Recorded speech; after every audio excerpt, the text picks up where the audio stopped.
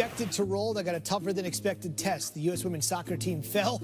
The United States men barely held on for a 94-91 win over Serbia. They had been tested now in their last two games since that opener against China. Things have gotten very, very tight. Here's what I mean as you look at just a 3-point victory for Coach K and company.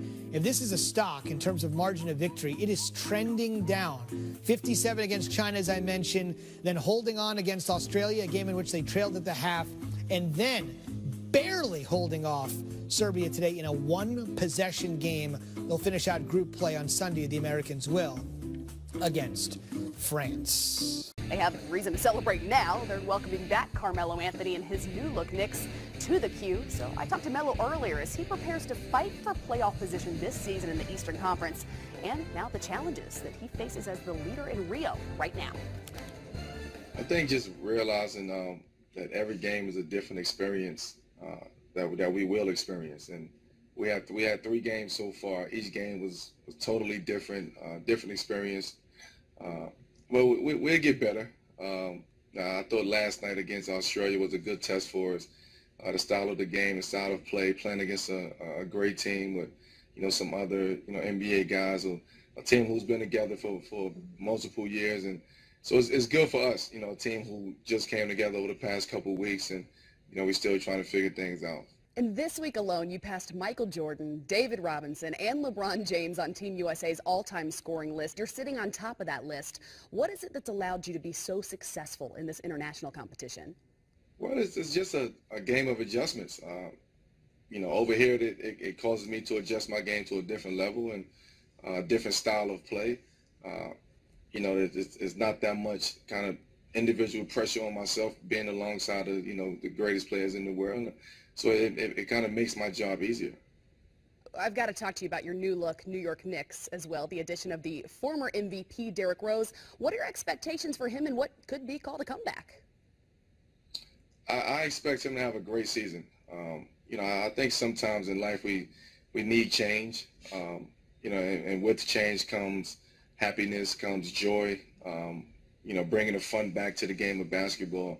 I think for him it's, he's that guy who, will have fun playing the game of basketball again. He don't have to worry about injuries and things of that nature. And I just want him to get back to, just playing basketball, being the Derrick Rose that everybody fell in love with him, and just having fun. For me, with him, it's just more about just having fun with the game of basketball.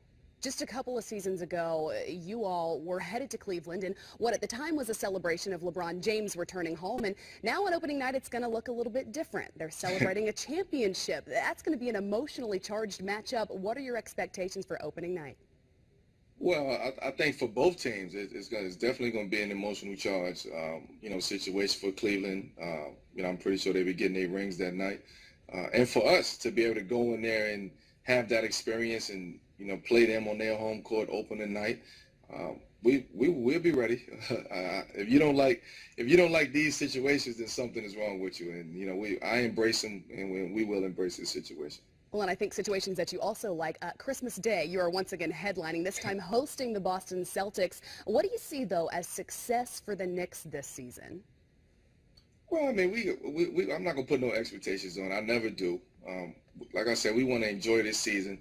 We want to have fun with, playing the game of basketball. And we want to win. I mean, last year we had a solid season to start off with, and then some injuries went against us, and we was fighting an uphill battle. But it seems like now we have a new team, new faces, new coach. So it's a lot of excitement, within our organization, within the city of New York. I'm pretty sure the fans are excited about that. And as players, we're excited to kind of just be back, and where we're supposed to be at in the game of basketball. And another new face and a former Bull, Joakim Noah, he's headed home. What does he bring to your franchise? Energy, tenacity, and excitement, toughness. I think he's been waiting for kind of this stage all his life, this platform all his life. Being from New York, coming back home, this is what he lived for. Melo, thank you so much for taking the time. Keep killing it in Rio and bring home the gold. Thank you. I appreciate everything. In Queens. All right, you're good when one of your players outscores an entire country in a quarter when playing in basketball at the Olympics. The second quarter today saw Maya Moore of the United States with 8 points and Team Canada finish with 6 points combined. The U.S. cruising by 30 points today over our great neighbors to the north with an 81-51 score. And you know, the U.S. is looking for more gold, while the silver lining for Canada, even with the loss today, they're still moving on to the medal round. As you take a look at what Team USA has been able to do, they'll end group play against China at 11:15 a.m. Eastern on Sunday. Much like the men who have been challenged here recently, including a three-point win earlier tonight, the United States women have not. Their closest game, a 26-point squeaker. Overall, they've won by more than 40 per game.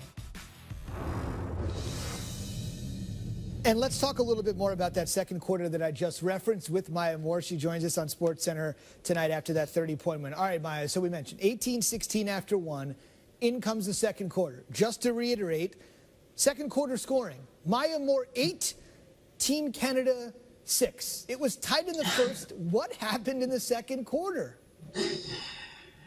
Well, you know, the start of the game is always intense. Both teams are ready to go, full of energy, ready to throw that first punch. But one of our strengths as a team is we like to wear people down. So that second quarter, we can get kind of a second wave going. And, you know, hopefully we put it on the other team in that fashion. So second quarters have been really good to us. Our defense was great, just trying to create a little chaos, be disruptive. And I was just trying to be aggressive, whether that was getting a steal or teammates finding me in the post. So it was a fun quarter for us. That indeed it was. Your stat line was amazing, 12, 8, 4, and 2. I want to talk about another one of your teammates that's been playing outstanding in this tournament that maybe isn't getting some of the attention, and that's Diana Taurasi. She now has 18 three-pointers through all of your games at this particular point. What can you say about her level of play?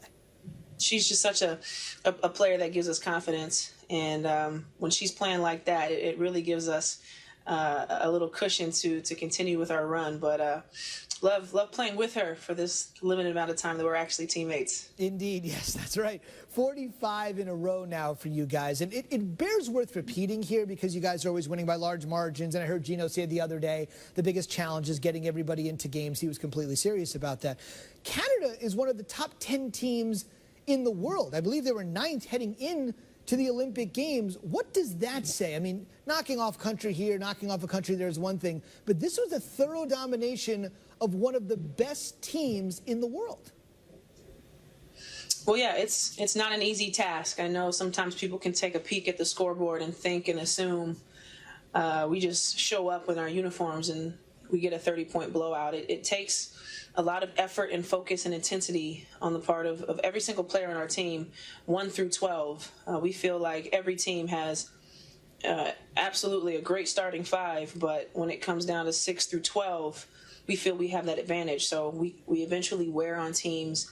You win this 5 minutes, you win that 5 minutes, you win the next 5 minutes, and you look up and you're up by 30. So it's definitely something that we want to do. We want to win and play as best as we can, but it's not as easy as we make it look. No question about it. Both you and Canada, as I did mention, will also move on to the medal round. So you guys are now moving on. One team that will not be moving on to the medal round, before I let you go, I got to ask this. So much domination for you guys, the men's team, and the women's soccer team was also put in that particular category. Up until these games, they had never not played in the gold medal match in women's soccer. Now they won't medal. I know you were getting ready for your game, but surely you heard about this. What's the buzz out there?